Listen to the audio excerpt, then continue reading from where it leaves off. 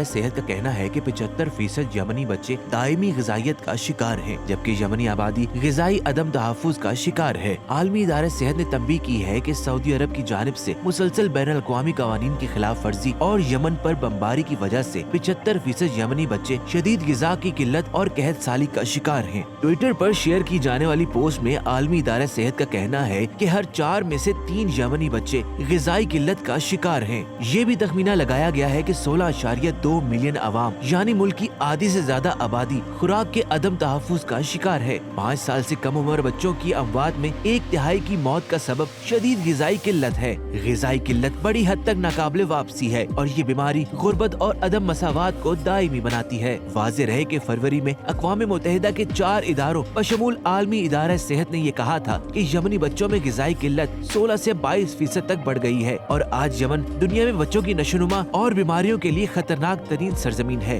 याद रहे कि फरवरी में हुकूक बशर के नाम निहाद अलमबरदार अमरीका में यमन में जारी मजालिम पर सऊदी अरब को हर ताउन बशमूल असलह फराहमी मुआहदे मनसूख करने की यकीन दहानी कराई थी, लेकिन अमरीकी सदर जो बाइडन ने हाल ही में सऊदी अरब को $650 मिलियन का असलहा फराहम करने का मुआहदा किया है। इन मुनाफिकाना तर्ज अमल की वजह से यमन समेत तमाम मजलूम सरजमीन इंसानियत के लिए वहशतनाक जहन्नुम का नक्शा इख्तियार कर चुकी है।